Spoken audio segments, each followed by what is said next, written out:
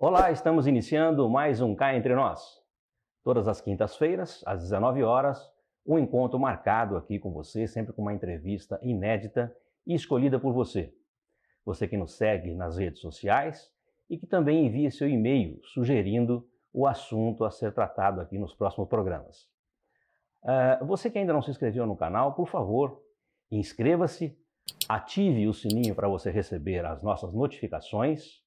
E se você gostou das entrevistas, por favor, divulgue entre os seus amigos, compartilhe, isso é muito importante para o nosso canal.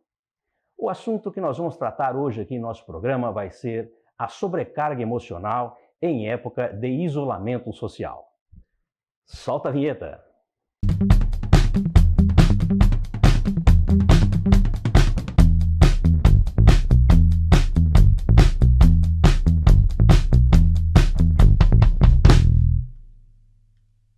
Ela é psicóloga clínica, mestre e doutora em Ciências da Saúde pela Universidade Estadual Paulista Júlio de Mesquita Filho, Unesp de Botucatu.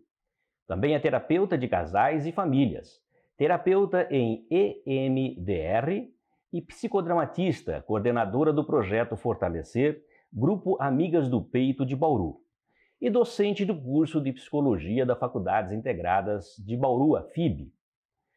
Obrigado por aceitar nosso convite, doutora Luciana Maria Bien Neuber. Doutora, a necessidade de isolamento social exigiu que as famílias ficassem em casa, realizando as atividades do trabalho e acompanhando mais de perto as aulas online das crianças. Esta não é uma situação fácil, porque já são vários meses vivendo uma realidade com a qual ninguém estava acostumado.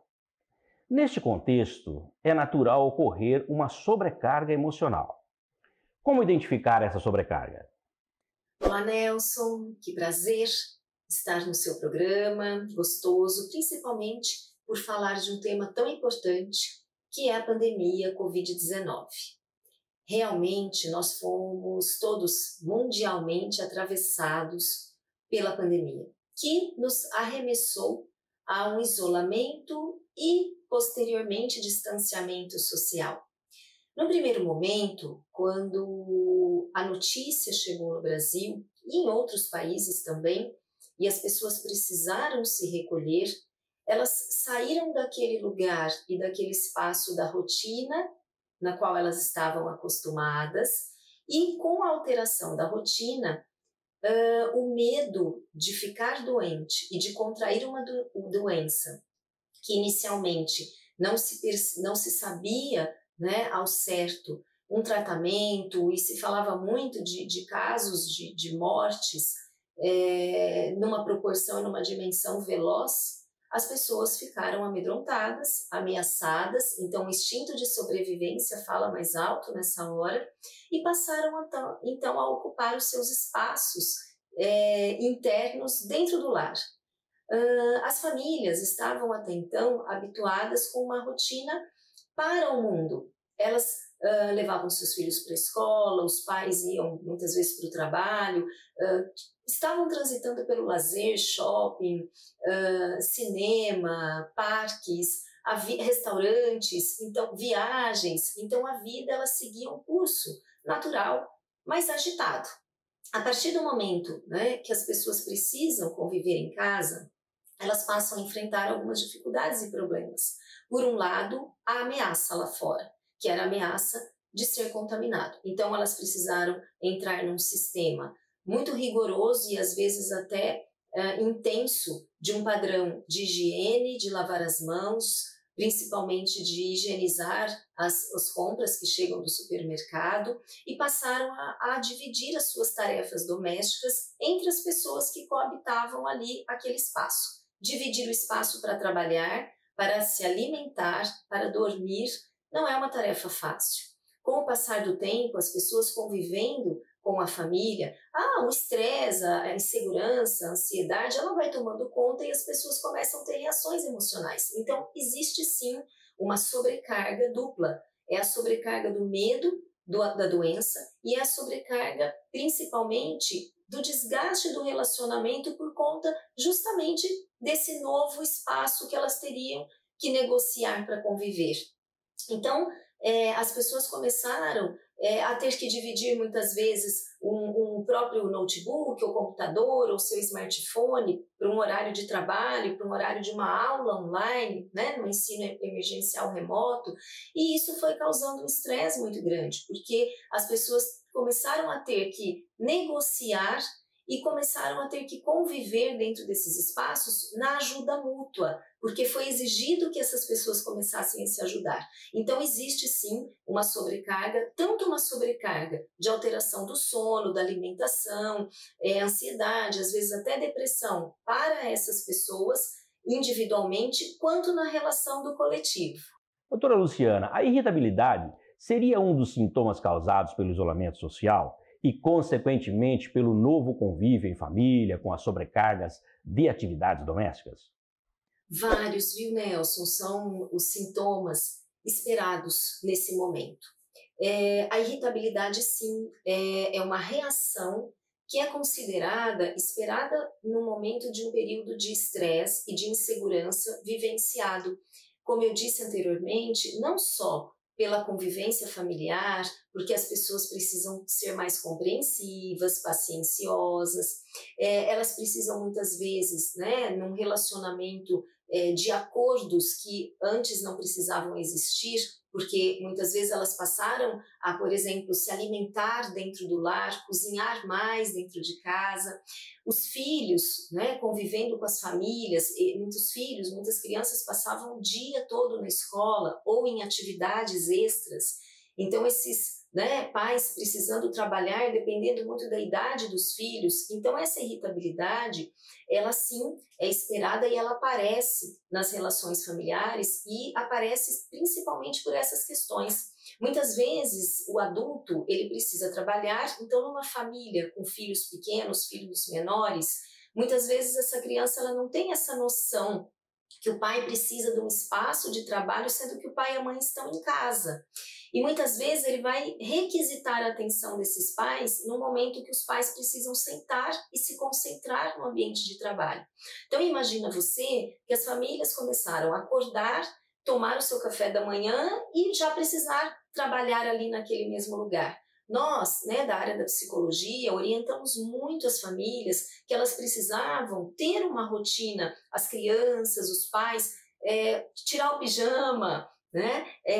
Colocar uma roupa como se ela fosse realmente para o trabalho, ter um ambiente adequado, trazer um ambiente gostoso para que ela conseguisse estabelecer alguns limites, explicar para os filhos menores que naquele momento a porta estaria fechada, colocar bilhetes na porta, estou ocupado, estou em reunião, estou trabalhando, por favor, não incomode. Então, dependendo muito da idade e das próprias responsabilidades de cada membro dessa família em relação a estudo, em relação às aulas, né?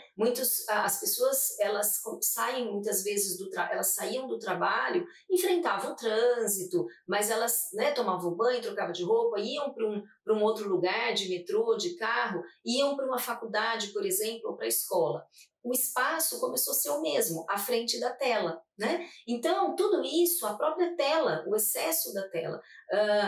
Nós temos aí pessoas que começam a ter dificuldades e problemas com a própria postura, cansaço nos olhos, problemas na visão. Então, essa irritabilidade, ela não só é comum por questões das dificuldades de relacionamento, mas também por essas questões da própria adaptação fisiológica a um novo contexto. Mas nós temos que lembrar, Nelson, que é importantíssimo também falarmos daqui a pouco, das coisas positivas, porque não é um todo só desgastante e estressante. Existe sim a demanda social, a demanda emocional de sobrecarga, mas existe também muitos relatos de encontros familiares, de situações que as pessoas faziam muito tempo que não experimentavam. Verdade, doutora.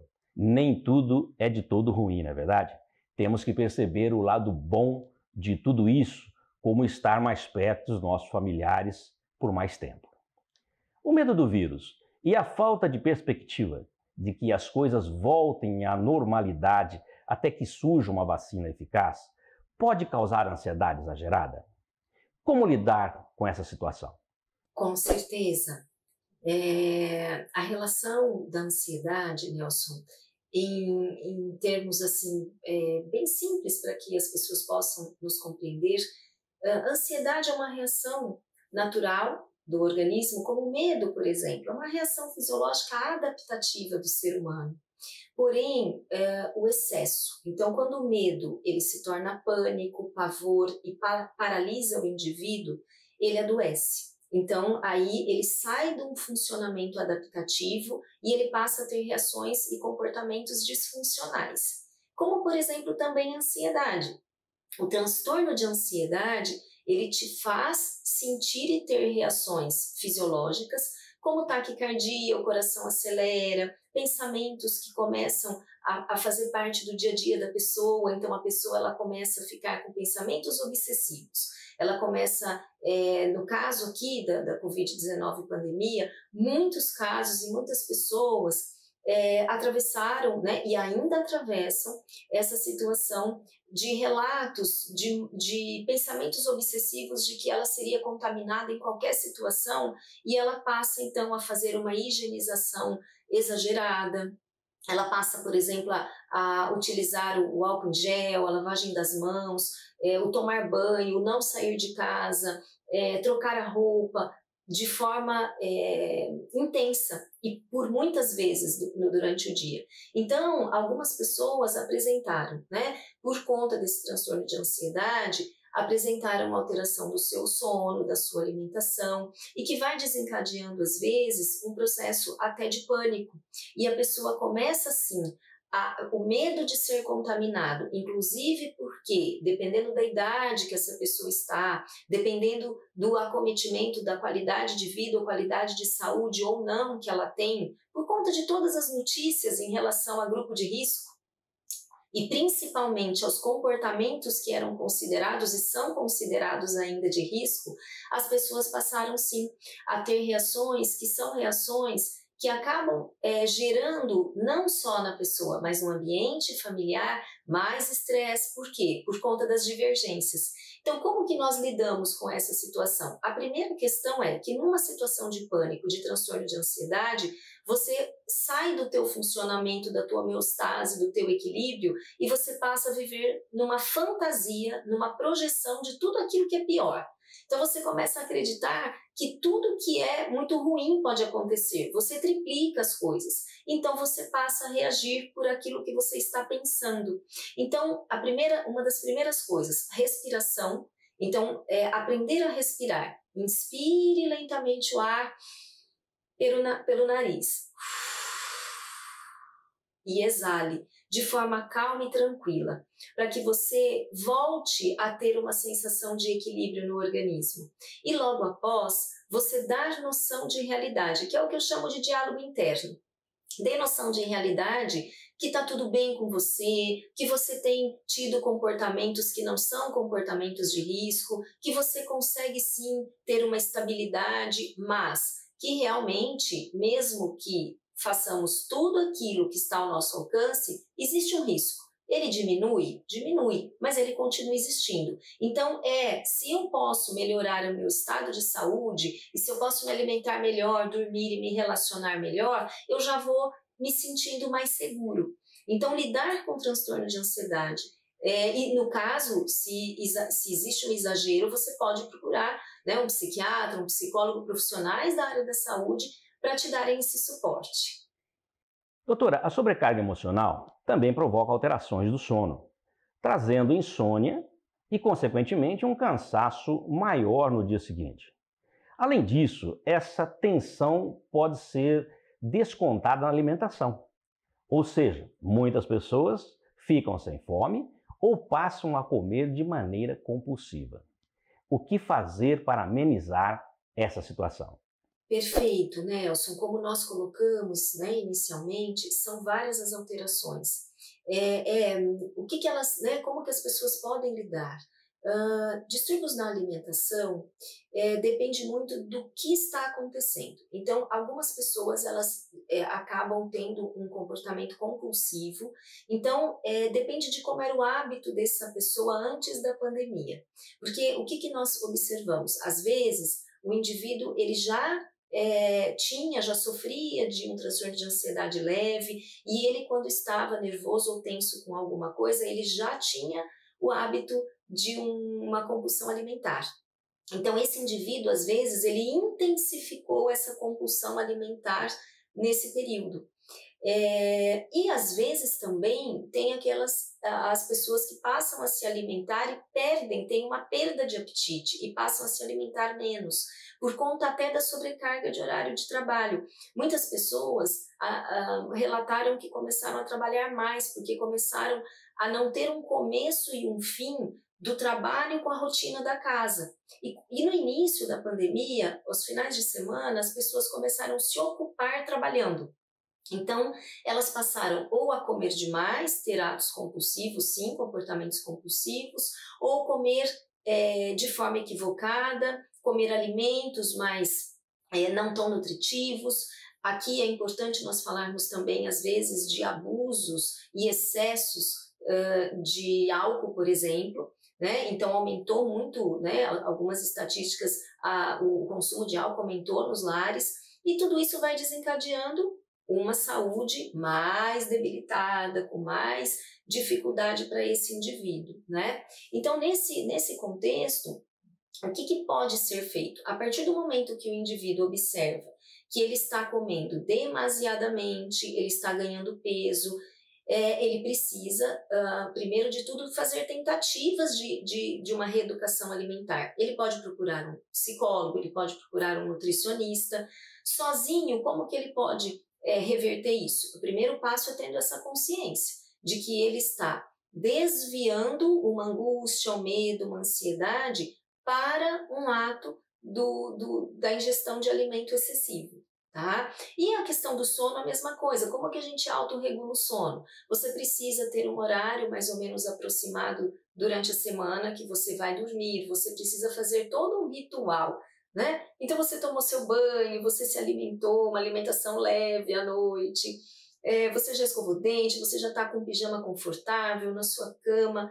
O que as pessoas fazem? Ficam na televisão, ficam no WhatsApp, olham e-mails, às vezes respondem e ficam no Facebook, nas redes sociais. Ela só vai acelerar o cérebro. Então, se ela quer descansar e dormir, ela precisa desacelerar o cérebro.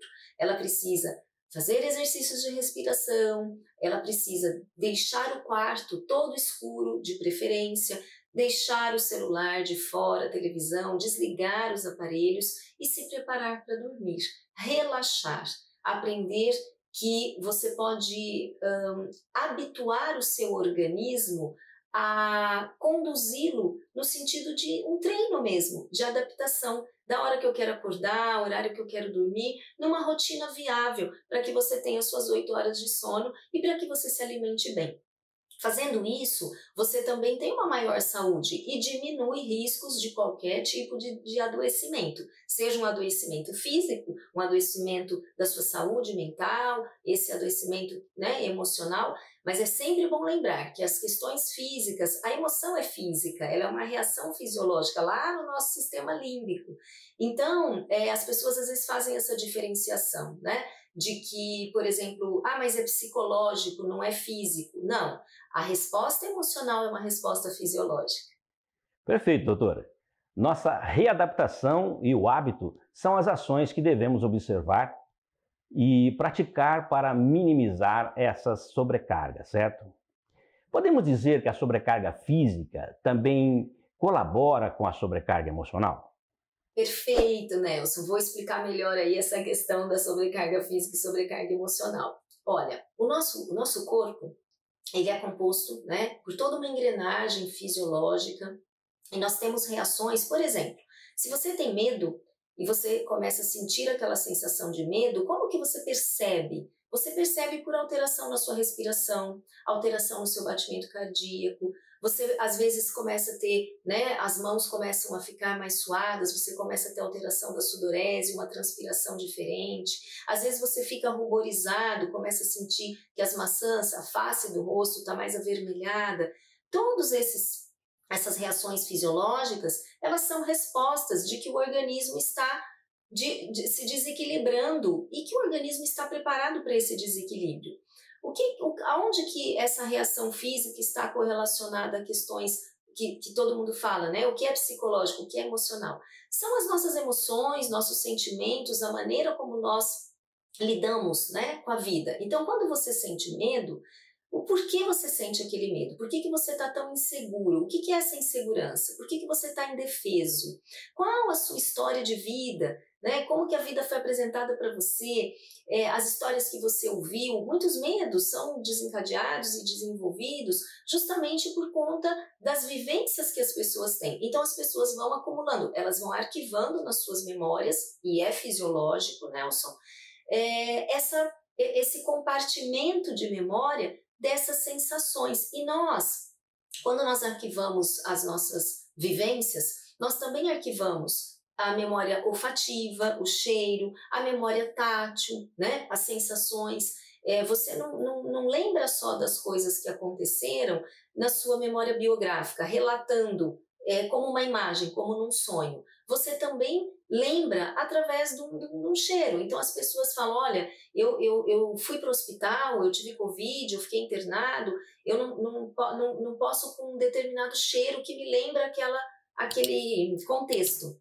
Então nós precisamos lembrar que quando você tem reações, por exemplo, como um estado depressivo, um desânimo, você tem reações fisiológicas que inclusive você tem a dança química no organismo que você tem queda embaixo da produção de serotonina, por exemplo. E isso vai fazer com que você tenha uma sensação de maior tristeza. Então, é como se nós tivéssemos que pensar que o organismo ele é uma engrenagem.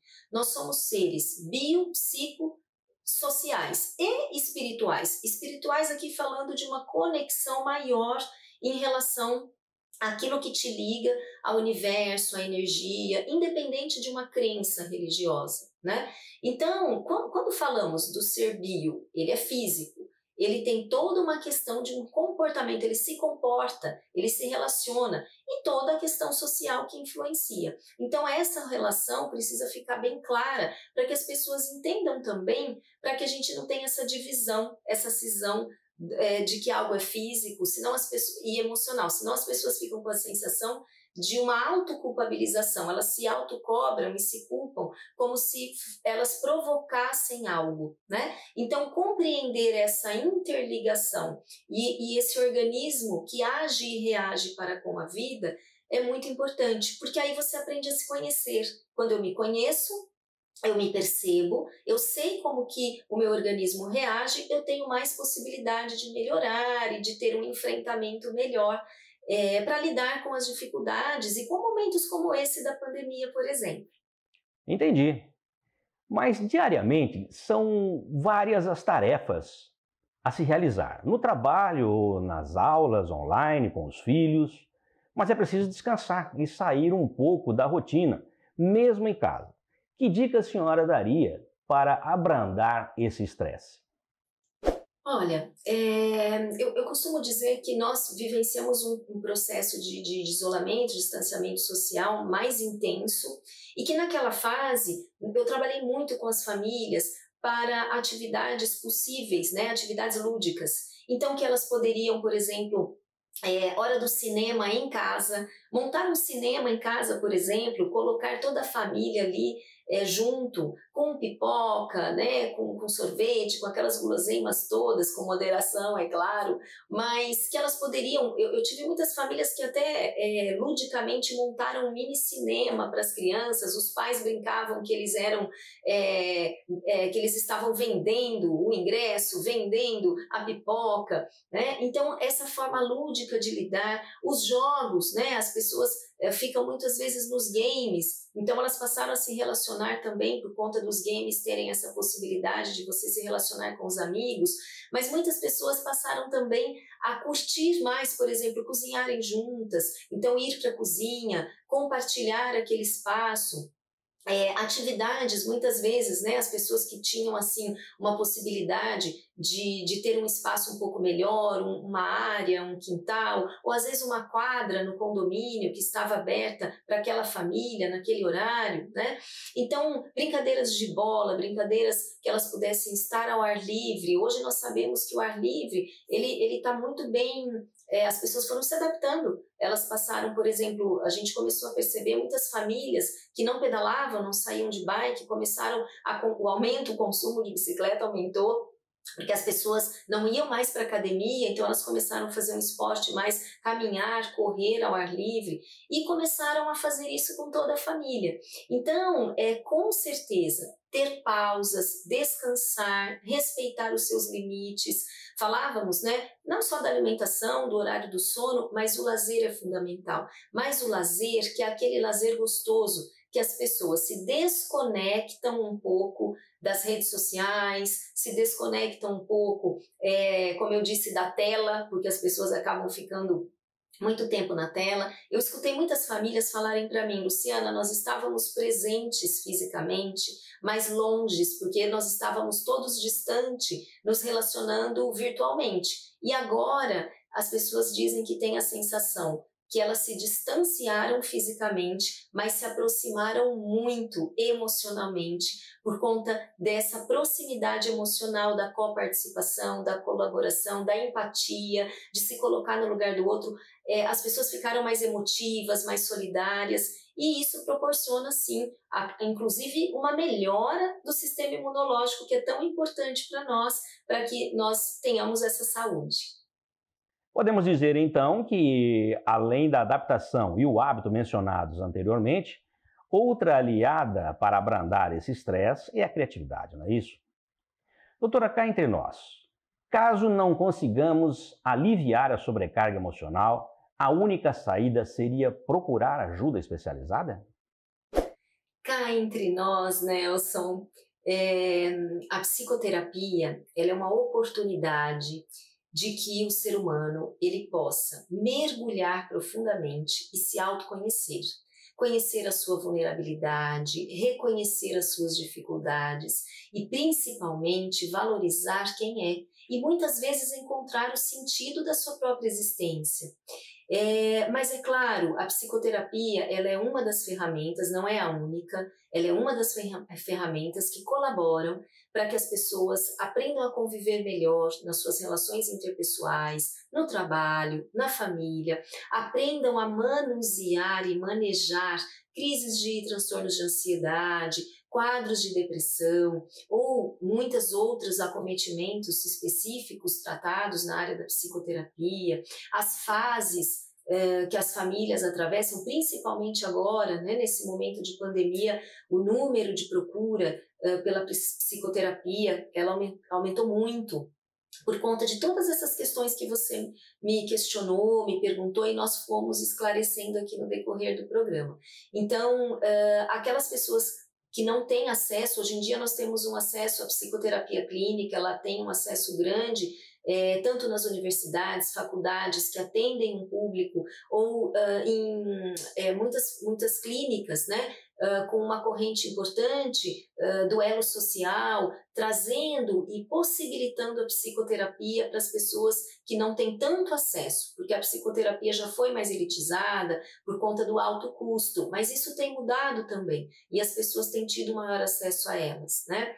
E tem várias possibilidades, a psicoterapia individual, familiar, de casais, os processos grupais. Então, é muito importante nós lembrarmos, é o único caminho? Não, mas é um importante recurso para que as pessoas em momentos difíceis possam ter uma ajuda e uma escuta profissional e técnica. Doutora Luciana, é possível fazer sessões de psicoterapia online? Sim, é possível o atendimento da psicoterapia via sistema online, com toda a regulamentação do Conselho Federal de Psicologia. O psicólogo ele faz um cadastro, ele preenche existe um pré-requisito, ele preenche esse cadastro, é realizada uma análise detalhada e você tem uma permissão para que você possa realizar os atendimentos. Com a pandemia, Covid-19, muitos, né, psicólogos ainda que não realizavam essa modalidade precisaram aderir, precisaram se adaptar com todo o sigilo e com toda a estrutura necessária para que o paciente seja acolhido e se sinta seguro. Doutora Luciana, muito obrigado por nos conceder a entrevista e gostaria que a senhora deixasse agora seus contatos e também uma mensagem para os nossos seguidores. Vocês estão vendo aí na tela, tem os meus contatos, eu trabalho na cidade de Bauru, mas estou atendendo, fazendo os atendimentos online, então eu estou tendo uma rica experiência, estou atendendo pessoas fora do estado, estou atendendo pessoas que estão morando e residindo fora do país, inclusive, então isso nos proporcionou essa possibilidade, né? Os meus contatos estão aí, em Bauru atendo na Clínica Espaço Vida, vocês podem acessar o site da clínica, entrar em contato pelo telefone com a nossa secretária via WhatsApp, e nós temos o Instagram e o Facebook também. A minha mensagem final é que eu gostaria de dizer a todos, apesar do momento difícil que estamos vivendo, que ainda atravessamos, é possível contornar, é possível adaptação, é possível que nós possamos nos reinventar. O ser humano é adaptável e a partir do momento em que ele está disponível para uma ajuda mútua, com fé, com esperança, com amor, com carinho, tudo fica mais fácil e mais tranquilo. Fácil não é, mas é uma travessia possível. Então essa é a minha mensagem. Se respeite e respeite a convivência com o outro. Lembre-se que também o seu autocuidado promove um cuidado coletivo. E cá entre nós foi uma experiência riquíssima, um prazer conhecê-lo, Nelson, um prazer participar desse programa. Espero que tenham gostado e eu desejo aí um final de ano recheado de esperança para todos nós. Conversei com a doutora Luciana Maria Bien Neuber. Semana que vem teremos outra entrevista sugerida por você. Acesse o nosso canal, inscreva-se, acione o sininho para receber as nossas notificações. E se você gostou da entrevista, já sabe, dá um like e compartilhe com seus amigos. Isso é muito importante para o fortalecimento do nosso canal. A todos que ficaram conosco até agora, nosso muito obrigado e até a semana que vem, se Deus quiser. Solta a vinheta!